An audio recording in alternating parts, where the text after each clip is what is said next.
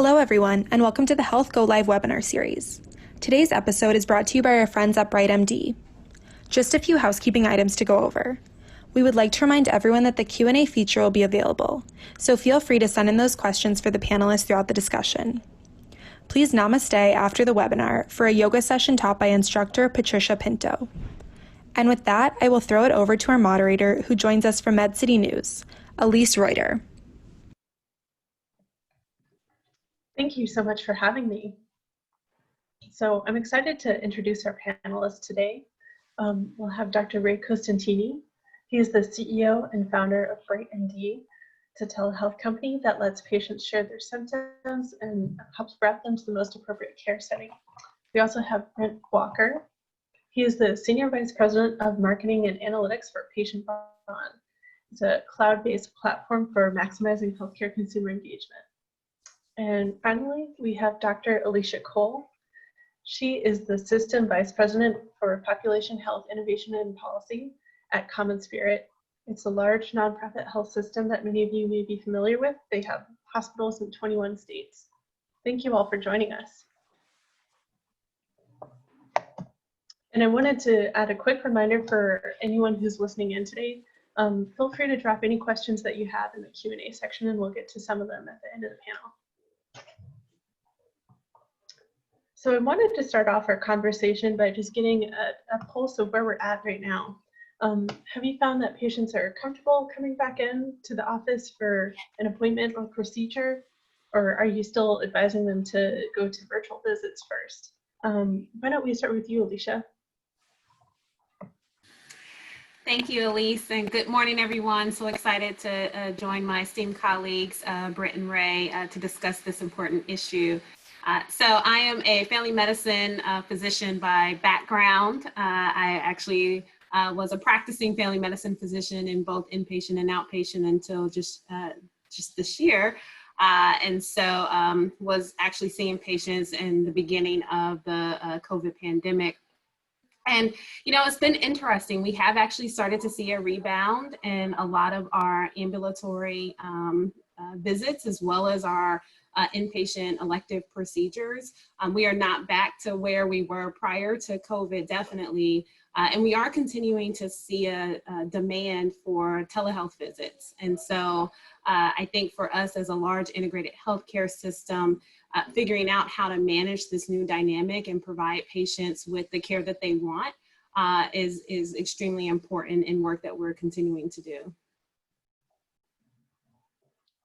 What about you, Ray? What have you been seeing? Yeah, we get a chance to be able to talk with a lot of healthcare delivery systems, and I mean, volumes nationally in-person settings were down to 10 to 15% of their 2019 numbers for a while. What we're hearing now is that those in-person visits, the capacity is back up closer to the 90% of where they were at in 2019. I think the interesting thing is that the question you're asking is almost independent of that, and that we're also seeing a shift, a sustained shift now from less than 1% of visits happening at a distance up to 90+% of visits happening at a distance. It's now gone back down, but not anywhere near where its baseline was at of less than 1%. We're now at that 15% of visits. And that's kind of a paradigm shift. And I think it really represents not only whether or not patients are comfortable going in for in-person care, because there is definitely care that needs to happen in person. You know, we can't sustain these moments in time where people aren't getting care for their heart attacks and their strokes because they're worried about coming into a bricks and mortar facility. That's untenable. And I'm hopeful that we're through those periods. But I think that there is an embrace by clinicians and by health systems and by patients of the need for digital tools, not only in how care gets delivered remotely, but how it changes the way that patients and providers interact and how healthcare gets delivered. What about you, Brent? From your perspective, how have you been watching this? Yeah, actually, just this week we announced a big market research study, a big national study we did with Ipsos around consumer behaviors or health consumer behaviors and attitudes in the era of COVID-19. Basically with a particular focus on something called psychographics, which deal with people's values, their beliefs, their personalities, and it's really the core of their motivations. And what we've seen is that, health consumers or patients aren't one big homogenous mass, all thinking and acting the same way and in lockstep. So there's going to be groups of people out there that are getting back to the office as fast as they can. There's other ones that are saying, whoa, it's a little bit more tenuous here. I'm going to take a little bit more precautions. Certainly, just like as Ray said, we see a big uptick in telemedicine and forms of digital health. But again, a lot of that's being driven by certain patient types, not necessarily everybody. So, there's always early adopters, fast followers, and laggards that come from the marketing world. But we're seeing the same thing here. Oh, that's Because really at least it's interesting. related to that, I'd be interested in hearing people. Like the other thing that I've seen is a surge of utilization among what I would consider to be new entrant competitors in the healthcare services space. And I think that that's really related. And the spectrum of things, I think health systems took a financial hit. Traditional bricks and mortar health systems took a financial hit during the coronavirus crisis, during the first part of that. We're not through it yet. Whereas there are other companies who were positioned, some new entrant competitors who are positioned to really benefit from that patient need in a different kind of a way. And I think we're seeing health systems, I think, respond to that in a more urgent way than I've ever seen before. I mean, the idea of new entrant competitors being a critical issue for traditional health systems is a pretty interesting one, and I think that comes from the belief that those patient and healthcare consumer expectations have they're indelibly changed. Yeah, and I'll just comment on that, Ray. Thank you for bringing that up. Is that at Common Spirit, we're looking at that not necessarily from a competition standpoint, but from a partnership standpoint. And so for us, I still like to remind everyone who we are, because a lot of people are like, Common Spirit, who is that? So for those of you who may not be familiar, we are the strategic combination between Dignity Health and Catholic Health Initiatives. So an extremely large organization, one of the largest nonprofit health systems in the country. We have over 137 hospitals. We employ up to 25,000 providers, physicians, and APPs. And we are in 21 states. And so we serve a wide range of demographics, rural, urban, suburban. We have a specific emphasis on vulnerable populations. We're one of the largest Medicaid providers in the entire country. And so for us, being as large as we are, we know that we can't take care of patients the way that they want and they need without partnership. And so we've really been looking to a lot of these new entry organizations in that realm. One in particular that we're really proud of is our partnership with Docent, which is a patient navigation technology platform that's focused on care coordination, or not even care, patient navigation for maternity care and for orthopedic services. And what we have found, particularly in the maternity care space, is some improvement in some health outcomes when it comes to health equity and health disparities. And so, again, for us, we're saying, how can we partner with these new organizations and think about delivering care in new and different ways that at the end of the day, improve overall health outcomes, improve access for our communities and for our patients in those communities.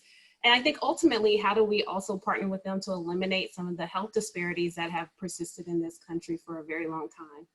You were definitely speaking my language on that one, Alicia. I think there's an interesting piece to be had there, because I think that there are new entrant product companies that are looking to work with healthcare delivery systems, and there are new entrant clinical service providers who are arguably looking to eat your lunch. And I think that those are really different categories. And I hear you talking about one. I agree. Health systems who don't recognize that they are not going to be able to do everything to meet all the needs of their patients and are looking to be able to do that in-house. I think that's a difficult thing to do. I'm obviously a little biased, and that is our job, is to partner with health systems and help them bring those experiences to patients. But I definitely think that, having been on your side of the table, worked at a very large healthcare delivery system on the West Coast in that space, it's health systems who don't work with folks outside of themselves to change that experience, I think, are going to put themselves at a disadvantage. Kind of piggybacking on that, I had to ask you, Alicia, how do you decide which partnerships are worth pursuing or adding to your system? And then, just as we kind of seen more of these telehealth companies taking this opportunity to grow or kind of build their market share, how do you sort of think about that in terms of bringing patients in, or what their initial impression might be, whether that's online or in person? Yeah, I think, thank you, Elise, for that question. We are actually doing a more intentional process to engage with our patients and our community's need. I think in the past, a lot of the times our hospitals and our health systems have focused more on what we have needed, or what are the things that we need to, make our days operate more efficiently and more effectively. And, what we have found is that is not what our communities and our patients need. So we are utilizing a lot of different avenues to engage our patients, engage our community members. Many are familiar with the community health needs assessment that nonprofit hospitals have been required to do since the passage of the Affordable Care Act.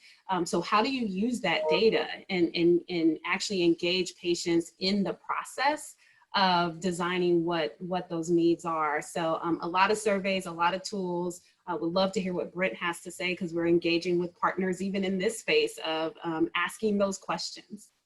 Yeah, the one thing I would say is, and I'm sure you don't do this, Dr. Cole, but other hospital systems, whatnot, don't chase the shiny. I know the consumers are out there going, hey, Amazon and Walmart and all that, and there's so many technology companies, but don't fall in love with the technology itself. Fall in love with the outcomes that it can bring. Make sure and challenge anybody that comes to the table, one of these vendors, with not soft measures, but hard measures. What actual impact have you had on the patient, whether that's getting them in the door, keeping the appointments, are there health outcomes, things like that.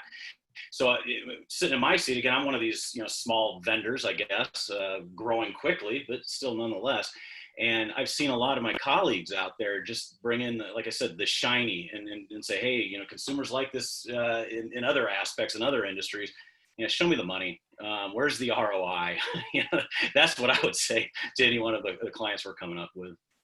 And I'd say, I think you're absolutely right, Alicia. Healthcare has had a very long and pretty well storied history of telling patients what they need to do rather than helping patients do what they want to do. So really thinking about it from that standpoint, I mean, just acknowledging that patients are healthcare consumers and being able to think about them. They're a special kind of healthcare consumer, but they are a healthcare consumer and they are making consumer choices around that. I think the other side of it is that, and you kind of touched on this, bringing tools that help make the process of care delivery better for the clinicians is also a really high value way of making the experience better for patients. I mean, as a patient, some of us are doctors, all of us are patients. I have been a patient, and I don't like it when the clinician needs to be spending all of their time on the computer. I don't like it when they feel like they're rushed because they have to be seeing 19 more patients a day. And so giving them the tools that help liberate them from those kinds of things. They're not spending 70% of their time on information gathering and documentation and really administrivia, and they can really be giving attention to the patients where it's needed. Those kinds of tools can have a tremendous impact on the patient experience as well. Take HCAP surveys and are great. Don't want to disparage that at all, but sometimes they're not asking the right questions. They're not defining or helping define quality or excellence the way the health consumer wants to define that. So really understanding what are their motivations, what do they say is excellent, what are they looking for, is going to get you closer to that perfect patient experience than necessarily relying on more kind of academic approaches. A little street smarts mixed in will help a lot. That's a good way of saying it. one thing that I was kind of curious about too is how this experience looks like across different specialties. For example, I've seen a lot of discussions around behavioral health being a really good use case for telehealth. So I was just wondering if any of you kind of wanted to take that. Sure. I think probably all have. I mean, I can speak to the behavioral health one in particular. I mean, there's definitely, I have said this a lot of times in a lot of settings. If you think about healthcare as a single monolithic industry, you haven't spent enough time in healthcare. It's not an industry, it's an ecosystem. And so you really have to be aware of what are the different needs that, that patients, providers have in those different clinical settings and based on those different clinical needs. To your point, I mean, behavioral health is an area where we've seen tremendous uptick. There's tremendous need. There's an increased amount of need, in fact, right now. Depression and anxiety are both higher than they've been in a long time. And the resources to help take care of that are no more available. And it's something that is really amenable to care at a distance. And so we've seen a lot of that. In fact, our behavioral health tools that help providers evaluate, diagnose, treat, refer patients forward into talk therapy or digital therapeutics. It's actually our fastest growing condition set inside of BrightMD is around mental health specifically. So we're all seeing backlogs. And Alicia, you're probably in a better position even than I am to be talking about that, but the backlog's a non-trivial thing that I see a lot of health systems navigating on multiple different fronts.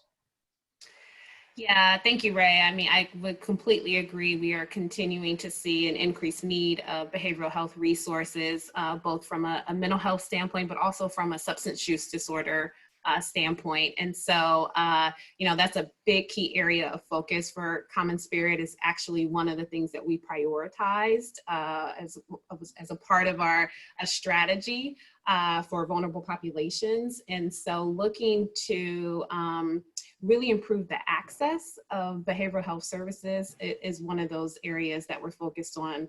And so, I think I look at it in kind of two ways. One, going back to even the earlier conversation around what resources do we provide for clinicians, and particularly for our clinicians in the ambulatory space and also in the inpatient space. But on the ambulatory space, we know that about 70% of behavioral health issues are being addressed in a primary care office before they get, referred for behavioral health care. And so, what resources are we providing to our frontline primary care providers to, take care of those patients in that office versus having to refer them to further behavioral health services. So really looking at how do we integrate the collaborative care model, which is an integrated behavioral health primary care, well evidenced, validated model of care, and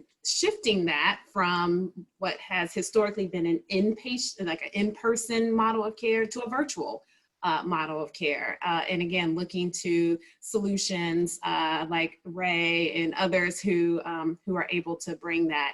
And then the second thing is how do we make sure, particularly in the substance use disorder space, how do we make sure we're partnering with those community organizations who are providing that care, in a either nonprofit way or even a for-profit way, but often we've seen that the connection between the hospital or the healthcare system and those organizations have not been as tightly connected. And so really making sure that we are building those relationships, getting to what Brent said earlier, how do we work together, have some accountability, have shared metrics that we're holding each other accountable to, is critically important as we do this work. Yeah, and just adding to this, I mentioned about the research that we've done in our psychographic work.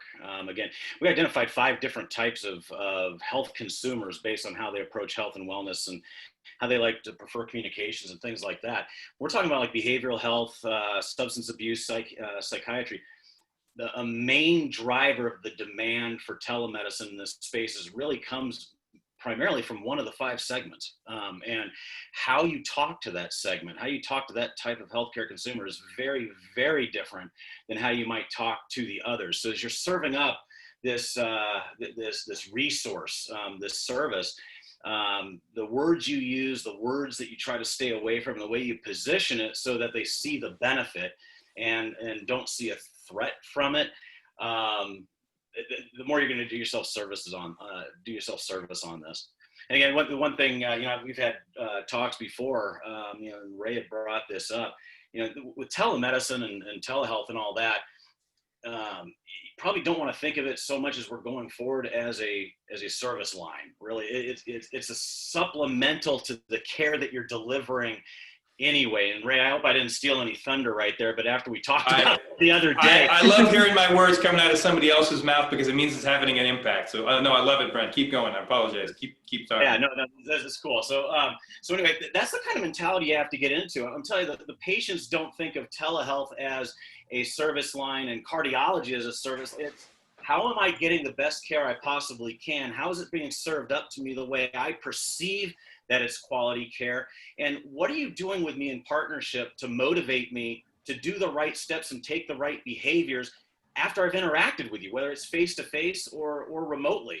How do you keep that relationship going on an ongoing basis once they've left either the physical 4 walls or the virtual 4 walls when you've had that interaction? That's what patients are looking for. And Brent, I will riff off of that for a second because I think it's one of the themes that I really believe in deeply. So it is, I agree with you. We talked about this before. The idea of a telehealth service line is almost as crazy as a telephone service line.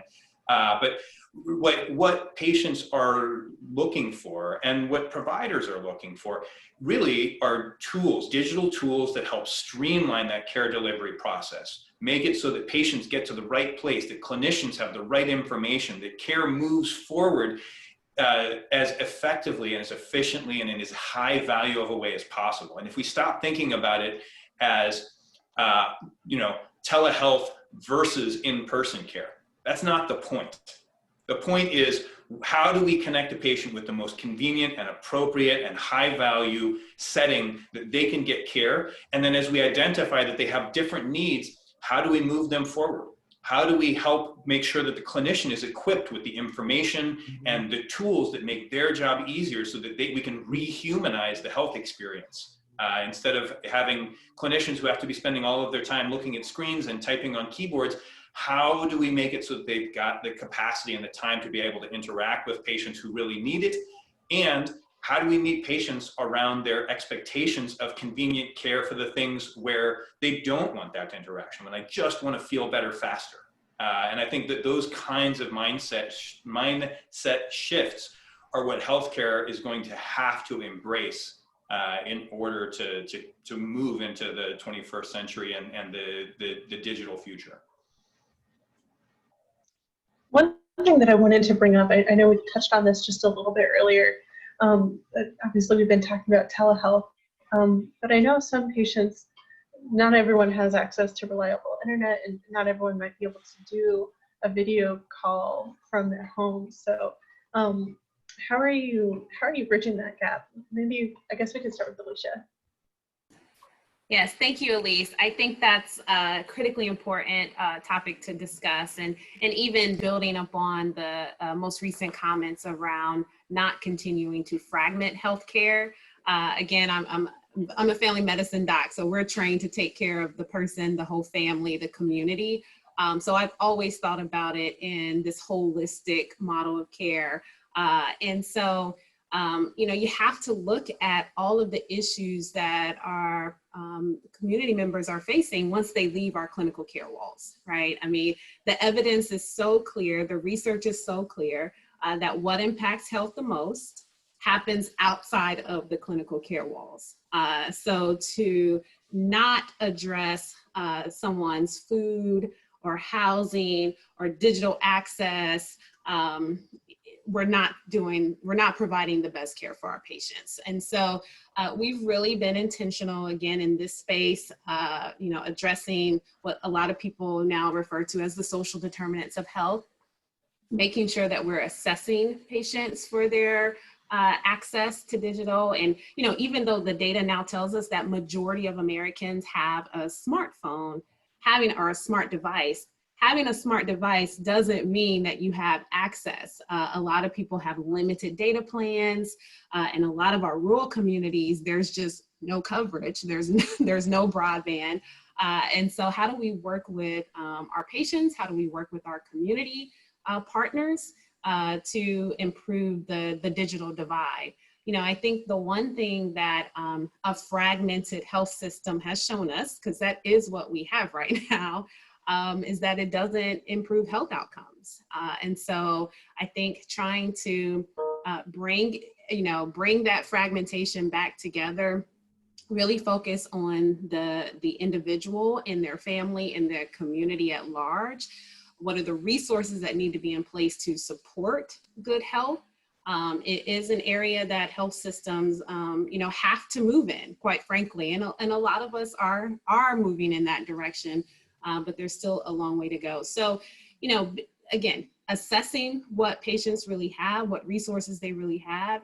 For some people, a telephone call may be the telehealth visit, right? And I think that's one thing that, I think when we say telehealth, people are automatically assume that it's this, video version of a visit, but that's not necessarily the case. It may be a telephone. It may not be a telephone, and that patient does need to come in and be seen in person, but we have to make sure we're asking those questions so we know that ahead of time and we can create the best care plan for the individuals we're taking care of. This is another one that's right up it is a point of passion for me, and we've tried to build product that meets the needs of underserved and socioeconomically disadvantaged populations from the very beginning. To Alicia's point, while smartphones are out there in nearly every household, Wi-Fi is not. Whether that's because it's rural, because you're in a rural setting, because you're in a low income setting, if you're on Medicaid or if you're uninsured, there's a very good chance that you don't have Wi-Fi and that you're on a pay-per-meg data plan. And so recognizing that and saying, even if we gave you video visits for free, which really economically doesn't work, that's still, a 10-minute video encounter is $15 in data charges. That's groceries for people. We have to be, again, recognizing the limitations that people are operating under and building tools that help reduce those disparities in care. Language barriers. We've consistently found that patients who don't speak English as their first language struggle to be able to get care. It's part of the reason why we built in Spanish on our patient side with real-time translation over into an English chart note for the clinicians to be able to make that process better for patients who would normally be experiencing those gaps, and where those gaps have even widened pretty substantially because of the circumstances that we find ourselves under, where in-person care and translators are less available. So it's something that healthcare has a lot of work to keep doing, and a place where we're passionate about being able to help move that forward. One thing I throw into the mix here is don't fall into the trap of assuming something about a population based off of socioeconomics or demographics too, right? You could have, we did a lot of work with the inner city. I'm calling out of Cincinnati, Ohio right here. And we have some great hospitals here, but we also have some very underserved populations. So we've done a lot of work in downtown Cincinnati. And what we found was there are people that are hardwired to want to get better. And they may not have all of the resources everybody else might have. They may have the smartphone, but no Wi-Fi, but they're actually looking for ways to get better. And they're in approaching it the right way. They can do lifestyle modifications if they understand what the proposition is and if you can communicate with them on their terms. So that's one thing I just want to throw in the mix with social determinants of health. Everybody in a certain situation doesn't all think and act alike. Be prepared to look at that population a little bit differently. And one of the things we found on that front, please, Alicia, go ahead. I was just gonna say thank you so much for saying that, because that's one thing that I think the publicly available data around census tracts even, and what census tracts are dealing with, from food deserts and low socioeconomic status, low educational attainment. That is critically important data. I think it definitely helps drive conversations at a community level and even at a policy level about what changes need to happen.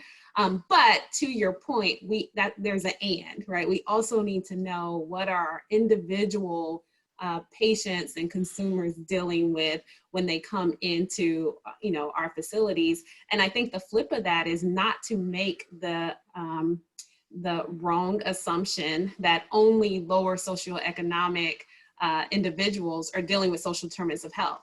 And that's one thing that we have seen, as we've started to think through how do we build social determinant assessment into just the way that we deliver care. Again, not fragmented into another service line, like a social medicine service line, but to just make it foundational to the way we take care of patients. And again, what we've seen is that at some point in time in our lives, we're all vulnerable. And at every economic level, there are times when people are dealing with these social determinants. And so we need to make sure that we're not bringing our own biases and assumptions into that conversation. So thank you for that. Yeah. Yep.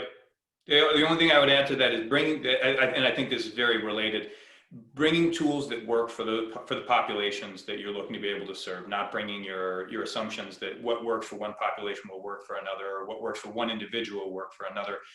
To your point, I think, Brent, we found that messaging differently is actually a really important piece of that. If you want to, even in populations like Arizona or New Mexico, if you want to engage Spanish-speaking populations with tools that are built to be able to help support their needs, you've got to be able to recognize how to engage with them. You have to be able to communicate with them in a way that resonates.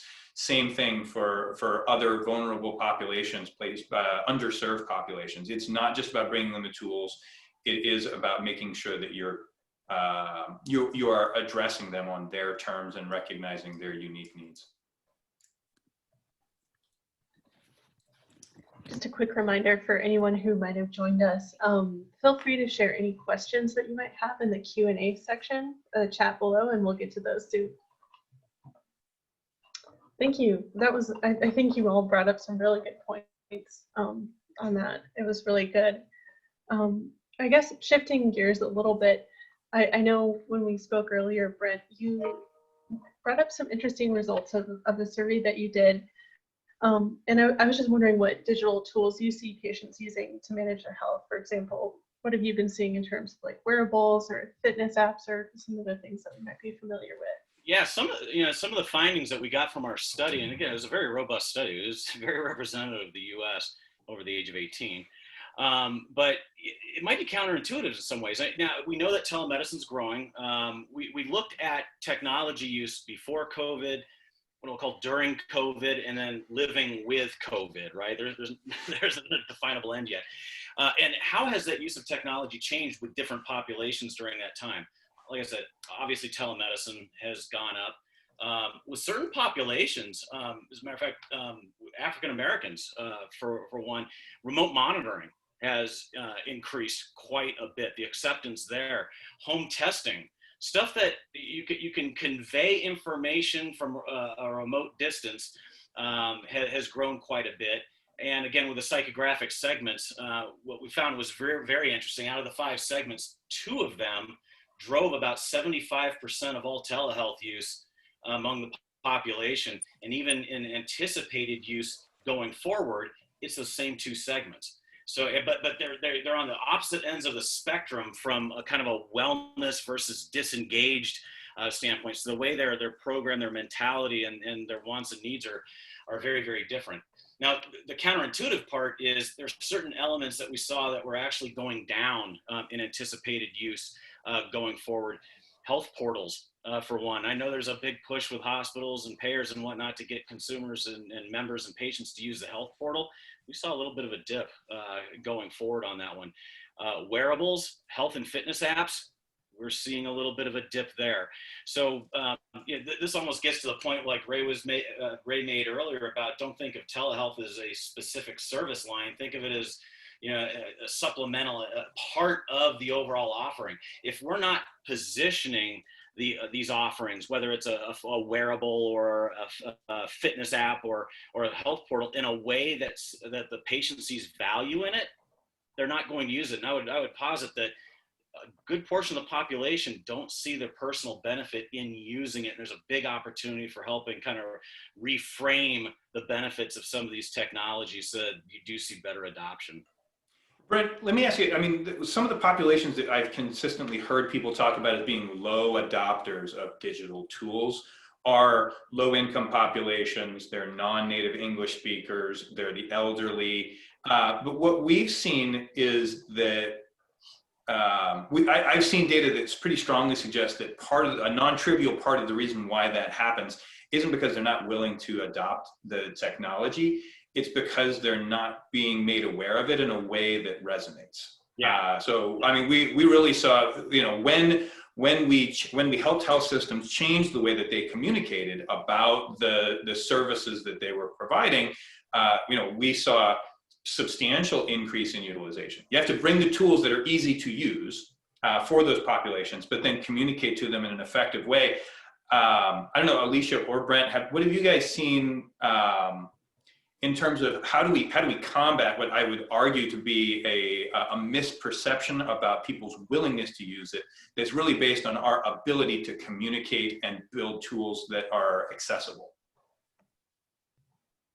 Yeah, I would completely agree with everything you just said, Ray. I mean, we've been really looking at, all of our communications and what's the best way to reach patients, particularly our vulnerable patients.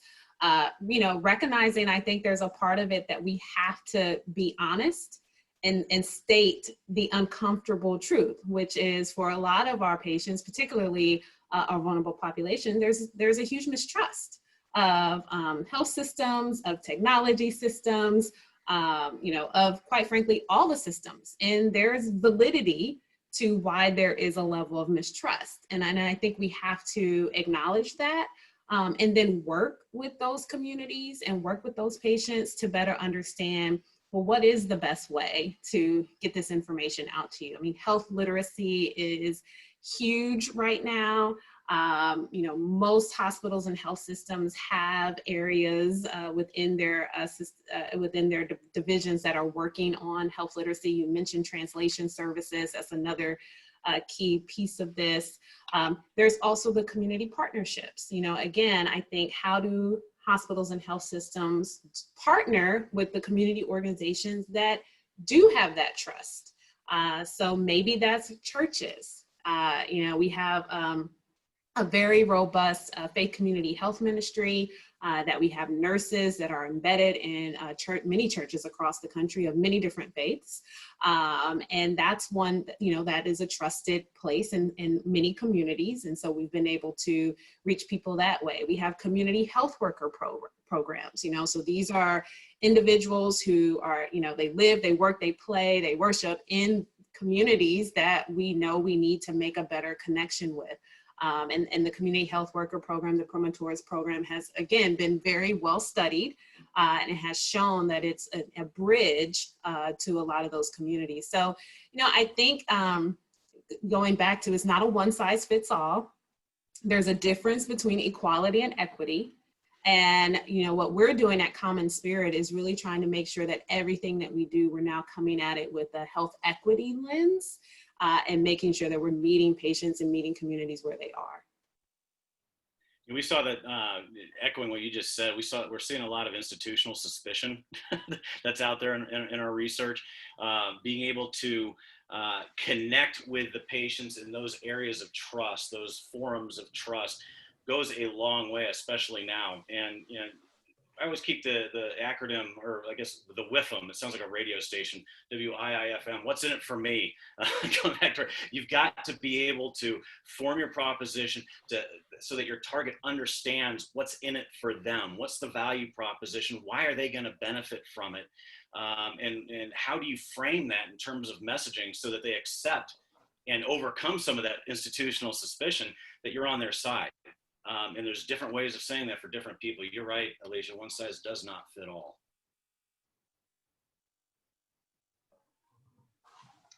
So last but not least, I wanted to talk a little bit about coverage and insurance. Since the start of the pandemic, I know Medicare has clearly expanded its coverage of telehealth visits, and that's been very impactful. I know some private insurers have as well. So I was wondering how you all are thinking about that over the long term, and whether you expect to see that continue. Yeah, so this is such a critically important question as well. So thank you for raising this. And I think this was even a question in one of our chat boxes. So I'm so excited to tackle that and really focus on, and what we're focusing on is how do we start to transition into more value-based care arrangements. We are one of the largest organizations that has a significant number of value-based agreements. We care for about 2.5 million patients across the country that are in some sort of value-based arrangement, whether that's capitation or PMPM. So again, a lot of different arrangements. And we actually just released this information this week in Health Leaders.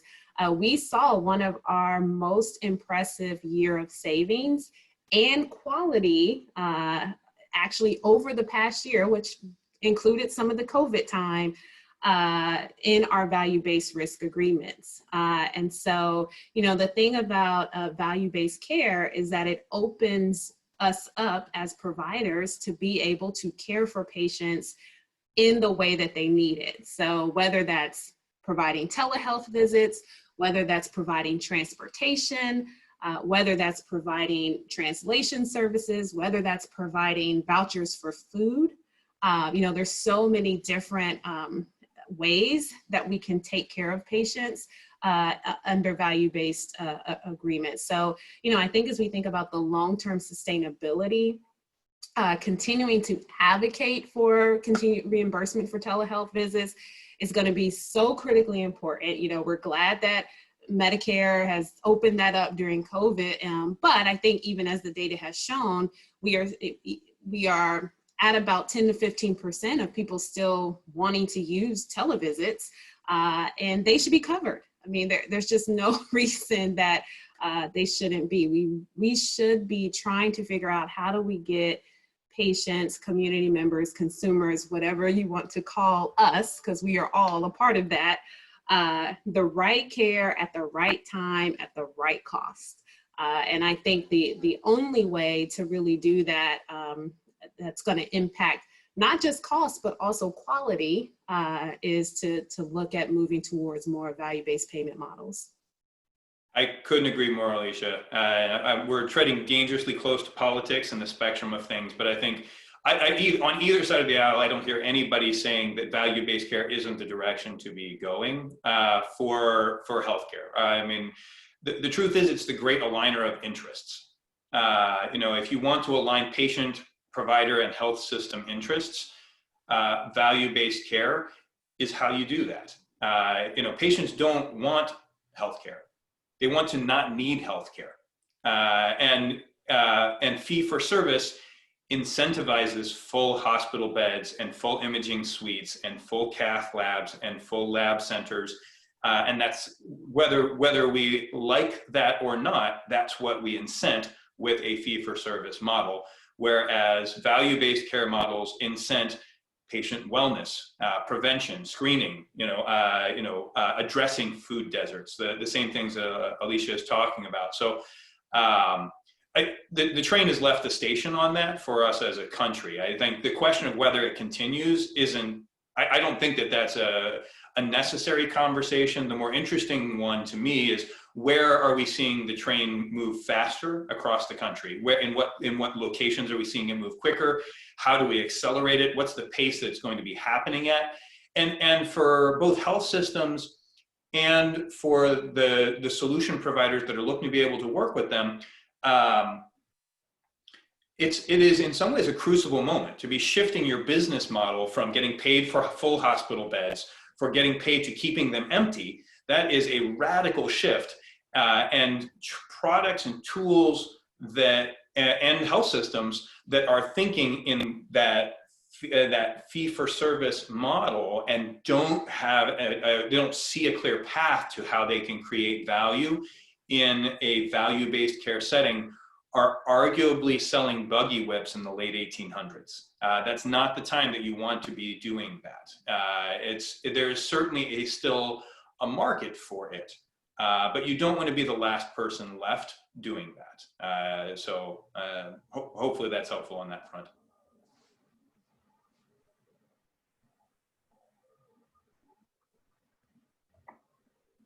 I guess we can start getting into some of the questions we have now. And then hopefully this addressed one of them on what you all are doing to ensure reimbursement is sustainable past the current waivers for telehealth. So I think we covered that, but was there anything else that you guys wanted to add to that question?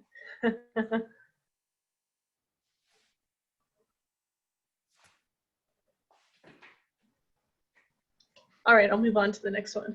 Uh-oh, there we go. Alicia, were you going to say something? Sorry. Oh, yeah, go ahead. Technology is crazy. I'm like, what's going on? I will just add that this is, and I agree with Ray, I do think this is the great unifier when it comes to politics, but I will also add that advocacy is critically important in this conversation. And quite frankly, I think individual advocacy as well as organizational advocacy is critically important. And I think that's an area of opportunity, quite frankly. I still don't think as the consumer that most consumers understand how important this conversation is, even for ourselves, both financially and from a health standpoint. So I think making sure we're continuing to educate everyone on why this is important, why this is an important conversation, and then support and encourage advocacy on multiple levels. So we have another question related to telehealth. Let's see, Jim was asking, he was saying it would help to do a study on what impact telehealth has provided since COVID in improving healthcare, particularly with high-risk chronic patients who have access to telehealth. So he was wondering if any of you knew if such studies are happening. So we haven't done them around high-risk chronic patients in particular, but we have definitely, I think, I'm a clinician first. And we want to make care accessible and affordable, but we also know that it's part of our DNA that care quality has to be paramount first. And some of the studies that we've seen and done have been really exciting. With our platform, we're actually seeing a 90+% adherence rate to evidence-based best practices and clinical guidelines. We had a health system do a study where they saw a 98% non-antibiotic adherence rate. So not prescribing antibiotics when they should not have been prescribed 98% of the time. Those are really hard outcome-driven metrics, and those compare to pretty favorably. I mean, in-person care, you actually see peer-reviewed published studies that show adherence to clinical best practices and evidence-based guidelines about 65% of the time, and seeing the same thing at about 45% of the time via video-based care. Tools that help clinicians have the information at hand, that help set patient expectations, and that help support both clinicians and patients in that decision-making process. It's one of the fascinating things that I've seen. We are both a software and a content company, and messaging to patients is, clinicians can appreciate that it is an art as well as a science, and understanding, to Brent's point and to Alicia's point earlier, what resonates with patients matters. We have an opportunity, because we're a SaaS platform, to actually test and iterate on what kind of messaging resonates with patients around antibiotic adherence. And to be honest, they don't care about antibiotic resistance. And I'm sure that doesn't come as a surprise to a lot of people. What they do care about is the fact that those antibiotics are likely to cause them side effects. And so their kid is not only going to have a sore throat and a cough, if you take those antibiotics, you're also going to have an upset stomach and diarrhea, and it's not going to help them. And those are subtleties, but that kind of a thing, you know, those kinds of, that ability to be able to iterate and study and understand what resonates with patients, you know, sticking with the theme of this panel, I think that's an incredibly powerful tool that clinicians in an in-person or video-based setting just don't have the opportunity to be able to bring to bear. So something we're really excited to have the opportunity to help with. I'll throw one anecdote in the ring here in terms of trying to reduce hospital readmissions. Okay, upon discharge, following that patient after they've left, and again, different patients like different types of communication. So some would get emails, some would get text messaging, some would get interactive voice response. It all depends. And the words that's being used to educate them on the things they need to do to stay healthy, stay out of the ER, stay out of having to get readmitted. We've worked with several big hospital systems on congestive heart failure, AFib, and COPD, and we've seen sustained 75 to 90% reductions in readmissions.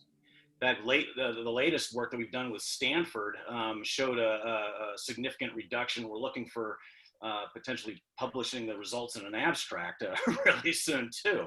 But you know, the magic there is talk to people the way they want to be talked to, engage them the way they want to be engaged, respect who they are, and respect the forms of communication and their communication preferences. And it's amazing what happens. You bust down those barriers and you continue a sustained relationship with those patients after they've left the office, and you can work wonders. It's very encouraging to see some of the results that we're seeing. Yeah, I would just echo that. I think you're going to continue to see more research come out, especially on the impact of COVID on these issues. Just another anecdote that I'll throw in is we actually saw a significant increase in our care coordination for our patients who were considered, chronic complex, if you will. So patients who were dealing with 3 or more chronic diseases or significant uncontrolled chronic disease like COPD or congestive heart failure or asthma. And yeah, we have seen about a 50% increase in our care coordination with the onset of COVID. So I think more and more of these studies are going to come out. I think it's our responsibility, especially as a provider, to get that information out there. I think, trying to figure out, especially in a time where the expectation is that information is delivered quickly and effectively and efficiently. And so what are the best ways to do that? And ultimately, how do we continue to add to the body of knowledge to drive improvement in clinical care? One topic actually that didn't come up but I think is worth talking about is some of the things that we've seen not be the case with remote care. Every time a new technology comes out, I was reading an interesting paper about all the concerns that healthcare had and clinicians and health systems had when the telephone came out. It's kind of a funny thing to think about. It was like, it's going to be destructive and damaging to the way that healthcare happens. And that obviously didn't pan out. And every time new technology is introduced, we see some of those same things come up. And one of the questions that had come up about remote care is, well, is it just going to be in addition to all of the other care that was out there? Is it actually going, is it going to be additive to the total care that's being delivered? Are patients going to get care via remotely, and then they're going to go seek care in an in-person setting? And we're seeing single visit resolution rates that are as good or better than what you see in in-person settings. So we're not seeing those same kinds of boogeymen, the fears that people had out there. Really, they're not playing out the way that people were concerned that they might. I think it was Mark Twain. He said, "I'm an old man and I've known many problems, most of which never happened." And I think that that's definitely something that we're seeing in this situation as well. Oh, I just looked in the chat and someone was asking for Brent if it would be possible for them to access the report that you mentioned. So the quick answer is yes. I'll tell you, because it's so brand new. This is the first time we've been talking about some of the data from this study. It's all in raw data format. We are going to put it together in an actual report. In the meantime, I'll be a little self-serving and just say, you can reach me at brent@patientbond.com, and we can connect, and I can be able to share some information and insights. Even if it's in an ugly format right now, at least it can benefit some people. So kind of piggybacking on the discussion we just had, there's another question on patient education. How do you ensure that they have the full knowledge of their diagnosis or treatment plan, and that they leave the telehealth appointment or office feeling good about the relationship between the doctor and the patient? Yeah, this is one that we found actually is a really difficult, it takes a lot of training to deliver care well via video. In fact, I was at conferences in the fall, pre-COVID, back when they were actually in-person conferences that happened, and 2/3 of the conference about telehealth was actually about how do you train clinicians on how to be good at delivering care via video. It's a process, and there's a learning curve around that. What we found is that there are two things. So we take a different approach, and we've really built a lot of that into our platform to help support the clinicians and make those patients feel heard. That's a big part of it. One of them is, for us, don't ask dumb questions. Make sure you're asking all the relevant questions. One of the things we get the most positive patient feedback around BrightMD's products is, gosh, you asked me these questions that were really relevant, and why didn't my clinician ask me that? And the reason why is because we put clinicians in an untenable situation where they have to be seeing more and more and more patients a day, and they don't have the time to be asking all the questions that they know that they should be asking. And so equipping the clinicians and the patients with the tools that help bring that information out and get that to the clinician in a really efficient way is part of how you make sure that patients are heard. Asking questions that are relevant to patients. This is kind of a silly one, but it's really relevant. And Alicia, you'll resonate with this. I hate to break it to all of the patients out there, but docs don't really care about the color of your snot. It doesn't change your diagnosis. But we know that you care about it. And so asking those questions, that's part of how that's how you incorporate the art of medicine into the care delivery process, is asking questions that help the patient feel heard. If I don't ask you about the color of your snot, you're going to go home and you're going to tell your husband or your wife, they didn't even ask me about it. And so meet the patient where they're at. And then in your communications back, don't like, those vanilla, impersonal after visit summaries that are the same for every single patient who has a cold, they get circular filed before they leave the clinic. Personalize it. That's part of what our platform does, is actually personalize that patient education material based on the patient specific symptoms and their circumstances and their expectations and preferences and the specific choices that the clinician made. So if we were already taking over-the-counter medications and the clinician wants you to continue those, don't say, take these 4 medications. 2 of them were ones that you were already taking, 2 of them are new. Say, great job. You're already doing some of the right things. Keep doing this. And here's some more medications that can help. Like that's making patients feel heard, giving them that feedback, repeat back of what they've told you. It's a lot of the same things that you do in good social communication, but it's on steroids because patients are, no pun intended, because patients are in a place where they need that even more. Yeah, and I would just add to that, just 2 very tangible things that, again, evidence-based, well-studied, but for some reason is not standard in the way that we currently or even previously delivered care for patients. And I think what is even more critically important as we are now entering into this realm of telehealth. One is the teach-back method.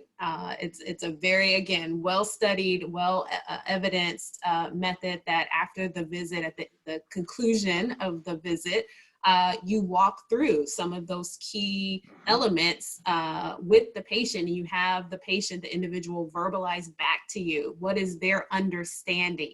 Often, I think getting to Ray's point, physicians are rushed. They're trying to get through 25, 30 patients a day. So at the end of the day, the discharge is that discharge summary that's handed to the patient, and we're like, okay, go read it. And we know that, as Ray mentioned, most people don't, right? So doing the teach back method is a very well-validated tool. And then I think the other thing that's been very well studied is team-based care. And so, we are expanding the concept of team. I think in the past, the team has been the physician and maybe the nurse and maybe the medical assistant. It has all been based on what's in the office or what's in the hospital. And we recognize now that the team is inclusive of our community members, our community organizations, it may be our faith-based members, it may be our vendor solutions. There is this extended notion of kind of more of a community care model. And so recognizing that, as the physician the provider, is not just on me to make sure that my patient understands what's happening, that I can also lean on other teammates within that care system. So I would just say those are two, tangible things to take away from the teach back method and team-based care. One thing I'd add to that, Alicia, as a clinician, I know we all feel like we're being asked to do a lot. And so we all know that those are things that need to happen and should happen for patients. The same way that every patient should get a follow-up call to see how they're getting better and whether things are progressing. We can't keep just telling clinicians that they need to do more. And I know that's not what you're doing, by the way, but like we have to give them tools that make their job easier. If we know that patients need a follow-up messaging, how do we automate that? How do we make that so that the patients get that message and they're getting that follow-up? How do we make it easier for the clinicians? If we know that teach back is important, let's give them the tools that make that process better and easier. Let's give them the tools that free up their time so that they have the opportunity to be doing those relationship building and patient education things that human beings are particularly good at. So we have another question here, kind of more on the technical side. Someone was asking, what, if any, services or vendors do you use to help get people set up? Or how about the integration of data across the health journey continuum?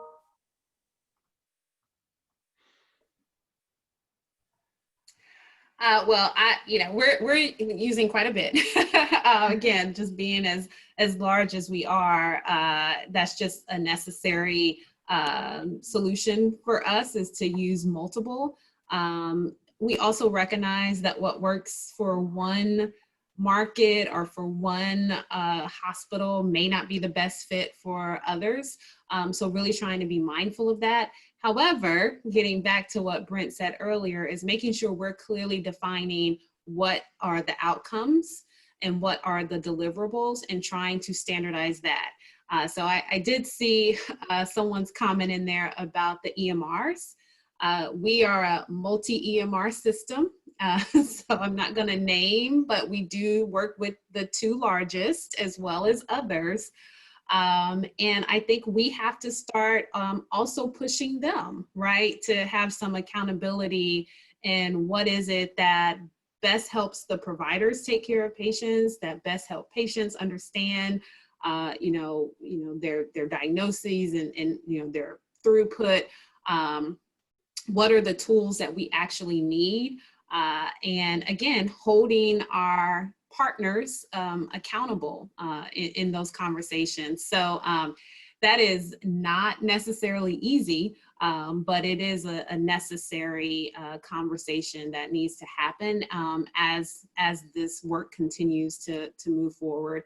And particularly when you start bringing in telehealth solutions or other, because it's not necessarily even talking about the integration of the EMR data, but now you're saying, okay, I have 4 different tech solutions in a market that are focusing on these different issues that also need to integrate with the EMR, because at the end of the day, we want the provider, we want the patients to have access to that information as easy as possible to make the best care plan decision. And so So yes, I think, it's a necessary conversation. It's not necessarily an easy conversation, but we do have to, as kind of the end user, if you will, start to standardize what it is that we want, clarify those consistent outcome measures that we want, and then hold our partners accountable in that.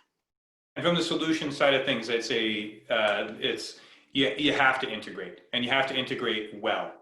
Integration does not mean sending over flat files or PDFs. Nobody wants to go to the image tabs like that. No, that's not what clinicians want. And so being able to really put the data where it belongs is key. And then on the health system side, having been there on that side of the table, I would say we have to acknowledge that mega suite vendors will not have all of the answers, in spite of the way that they sell, in spite of the promises that they make. If you expect, there was an analyst group, I think they called it lazy loyalty.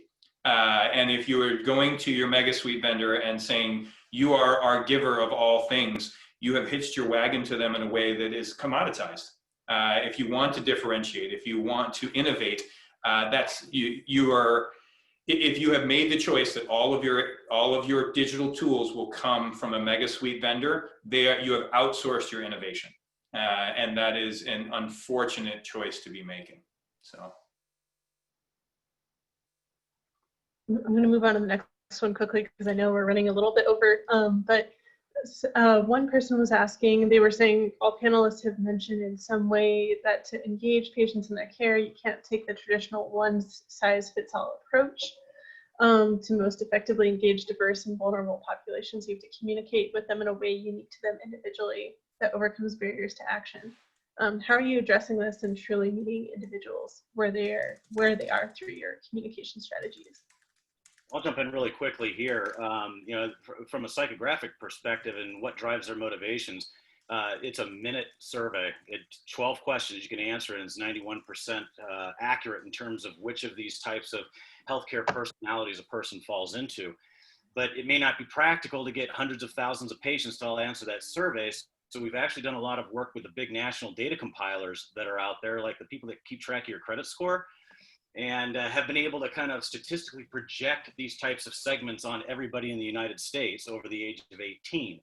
So right out the door, it's not going to be as accurate as if I were to ask you the 12 questions. But that said, you're always going to beat the house over a population.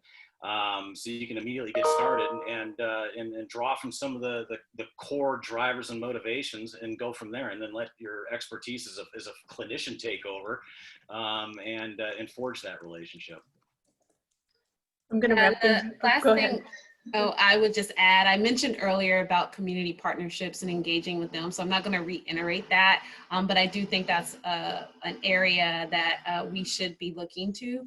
And then the second thing I would say, and again, this is sometimes an uncomfortable conversation, is the message is important, but sometimes the messenger is even more important. So I think, as health systems, as vendor solutions, et cetera, who are you trying to reach, and who in your company may be the best person to reach that audience? And if you don't have someone in your company that may be the best person to reach that audience, then hold that mirror up to yourself, right? And say, do we need to diversify who we're hiring, who we're employing, who we're engaging as partners to better reach those audiences? I think that's a really great point and a great way to kind of finish our conversation here today. So thank you all so much for joining us. I really appreciate it, and I think it was a great discussion. This was a pleasure. I know that we're all I'm supposed to turn it over now, as I think there's yoga next, but I really appreciate it. Thanks, everyone. Thank you. Thank you, Elise, and to all of our panelists. If you'd like to continue the conversation, please join us on Twitter. And now, relax and unwind with a short yoga flow led by Patricia Pinto of Love Surf Yoga. Hi, everyone. Welcome. Thank you for having me. We will be here for about 10 minutes. So if you are at your desk, you can do most of these exercises at your desk as well. if you have space in your office, wherever you are, you can sit down on the floor if that's something that works for you, or you can even stand and do some of these movements standing. So wherever we are at this time, let's just go ahead and place our palms either resting on our desk or on our knees like I have them. And we're going to softly close our eyes and just take a few breaths of quiet. So there is no agenda here other than resting the eyes and allowing your breath to soften. Thinking of glazing and looking over at our devices all day, just giving your mind a moment to slow down. And perhaps on your next exhale, exhale audibly out your mouth, even make a sound if you're okay with that, if you're comfortable doing that.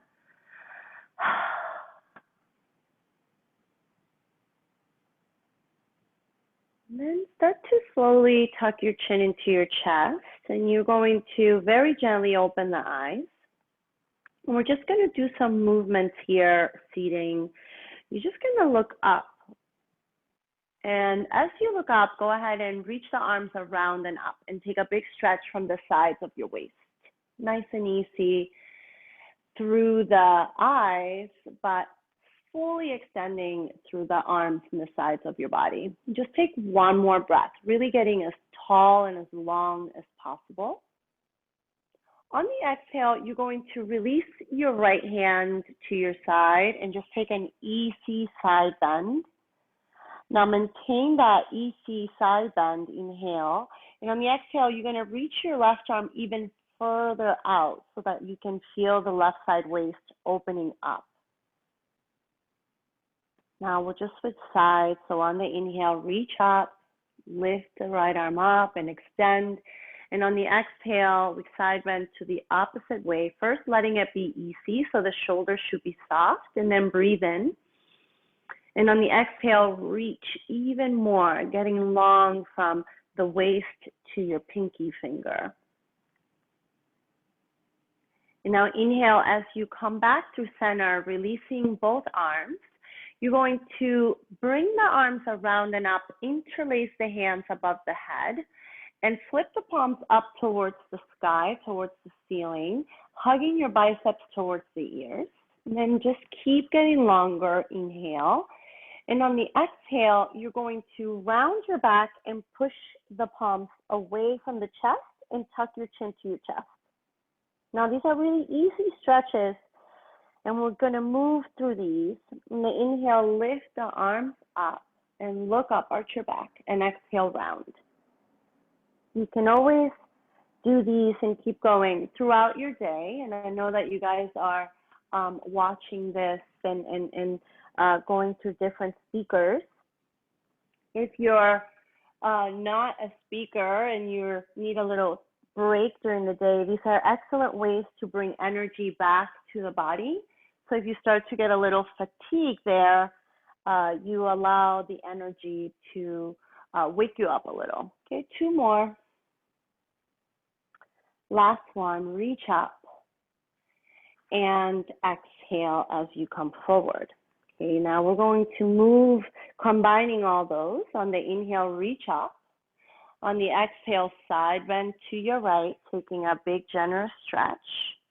On the inhale, reach up, interlace the hands. Exhale, flip them and open the chest. Now release the hands, inhale, side bend to the other side. And inhale, as you come back to center, extend the arms, interlace the fingers, flip the palms, and then release. Now maintaining your seat, just bring the hands to your waist. And this is gonna look a little funny if people are around you, but you're just going to circle the shoulders forward, back, and around, and notice how my elbows are bending as I go. You're kind of pushing away with the opposite arm, and then switch directions. So fully energized through the arms. Start to move, move, move through. And then one more, circling around and then coming back through center. Okay, now we're gonna do some traditional asanas and stretches. So make your way over to the floor. We're going to take an all fours position. And on the inhale, just extend the right leg back. Now, if you're standing, you could do this pushing the hands on the wall and just extending the leg behind you. Now go ahead and pick up the right leg up, breathe, and then point your toe. If you're standing, just push the leg further back behind you. Take one more breath. And on the exhale, just release your right knee down, nice and easy. We switch sides. Extend the left leg back. Press the ball of your left foot on the ground. Inhale. On the exhale, pick up the leg. Point your toes. So get really long through the front of the leg. Arms are strong. Inhale. And then on the exhale, go ahead and release. Now walk your hands forward a couple of inches. If you're doing this by the wall, you're just going to walk your feet away from the wall. We're going to go into a downward facing dog. So you're pushing your hips up and back, and you guys all know this pose. So just take a few breaths there. Just going to show you what that would look like if you were standing. You push your hands against the wall, and then you drop your chest down. This is a standing downward facing dog, okay? So we're all in our down dogs, whichever variation we are on. Bring your feet together and then lift the right leg up as you breathe. And we're going to do the same thing we just did. Just point your toe and stretch as much as you can. Now bend the knee, bring your right foot down, inhale. And on the exhale, left leg sweeps up. And then breathe as you lift the leg higher. And then point your toe to get more length. And on the exhale, bend your knee and release your foot down. So let's all walk our feet to the front of the mat or slowly roll up to stand. At the top, we are all standing. And now, keeping the feet 1 fistful distance apart, reach your arms around and up. And this time, grab opposite elbows. I'm just stepping away so that you guys can see me. And take a little side bend to your right. Now come back to center, inhale, just switch the top forearm, and on the exhale, side bend to the second side. Inhale as you come back to center, and exhale as you release your arms. Okay, now we're at the top of the mat. On the inhale, just reach your arms up to the sky, grab opposite elbows like we just did, and then step your right foot back for a nice and energetic high lunge. We're going to bring our focus to the front of the right thigh and to a little back bend to bring energy for the full body. 2 more breaths. Inhale, giving the front of the right leg space from sitting down will help you sit comfortably for the rest of the sessions. Now just release the arms, and without dragging the right foot, you're just going to step it to the front of the mat. Feel both feet on the ground. Now reach your arms around and up, grab opposite elbows, and then switch the top forearm.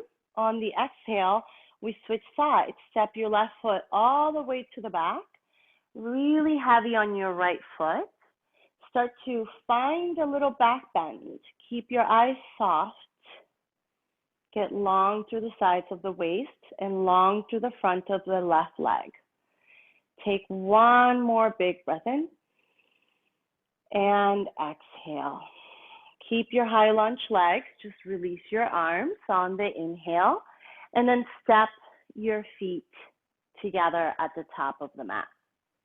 We're going to go into a nice wide-legged forward fold, and an option today is to interlace the hands behind you if that's okay with your shoulders. So once you find your feet are really nice and wide, you're going to open the chest and look up as you breathe, And then on the exhale, as you forward fold, hinge at your hips and pushing to the outer edge of your feet. Okay, now just take one more breath. If the hands are not interlaced, let them push into the ground. And we're all going to release the hands and go into a flat back. Now from here, shoulders pull away from the ears. We're going to start to bend our knees side to side, swaying and pushing our hips back behind us. Okay, and if you're standing or you don't have room in your space, you can just kind of do this. Again, just bringing any energy to the legs is our goal here. We're just deepening that by bringing the hands towards the floor. Okay, we'll take two more. And then one more. Now everyone walk the hands over to your right foot. We're going to spin the back heel. Bring your back knee down for our most energetic stretch. Point your back toes. We're going to go into Crescent Lunge on Juniasana. Bring both hands to the knee. You can stay there, or if you'd like to deepen that, you can reach the arms up and then grab opposite elbows for the big, big, big, big stretch. Taking one more breath here. Exhale. Very slowly extend the arms, release them down. Pick up your back knee as you breathe. And then we move our feet all the way to the other side, pointing it over to the other side, hands to the other side. Inhaling, drop your back knee down, point your back toes, let your hips sink, bring the hands to your front knee, relax the shoulders. You stay here, you extend your arms, or you grab opposite elbows and then just switch the top forearm so it's slightly different all around. Two more breaths, picking up your elbow tips, looking up. One more breath. Exhale.